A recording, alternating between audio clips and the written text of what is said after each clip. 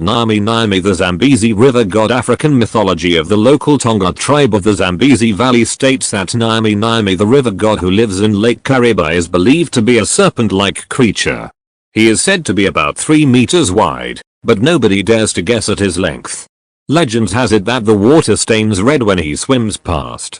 Chief Sampa Karuma saw him on 2 occasions many years ago, but the river god has been in hiding since the white men arrived in the country.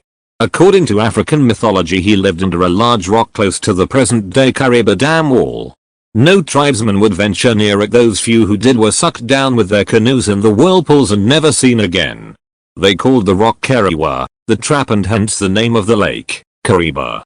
The rising water of Lake Kariba covered the rock Kariba and it now lies 30 meters below the surface, annoying Ngami Ngami.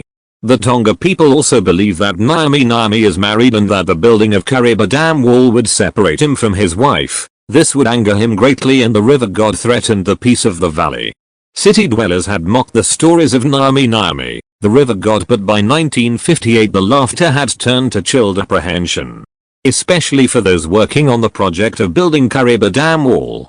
Survey work on the proposed dam wall began in the late 1940s. On the night of the 15th of February 1950, a cyclone from the Indian Ocean swept up the valley. Such a thing had never been heard of in this landlocked, stable land. 15 inches of rain, driven by a hurricane, fell in a few hours. The river rose 7 meters that night. A number of villages were swept away. When rescue teams finally managed to reach the area 3 days later, the putrefying bodies of antelope and other animals were seen hanging from the tops of trees. The survey team had perished in a landslide. Work on the dam began in earnest in 1955, but on Christmas Eve that year, an unprecedented flood stormed down the gorge and washed away the foundations of the Coffer Dam and the recently constructed pontoon bridge. The flood peaked, receded, and then peaked again. This had never happened before and people started to talk about the river god.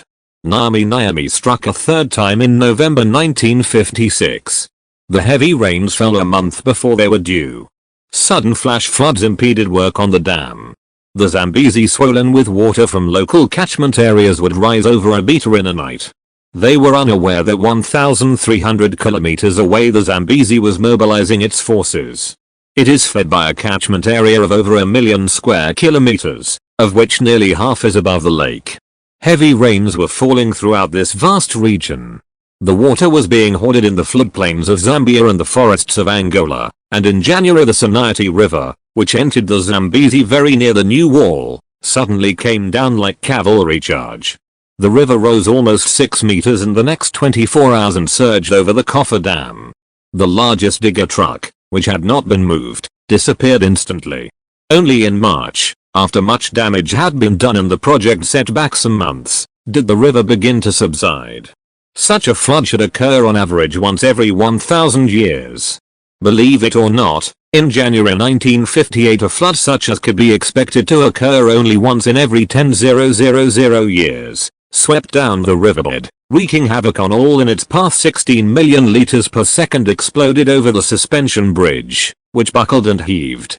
The north tower collapsed and the bridge rose clear of the water, bent like a gigantic bow.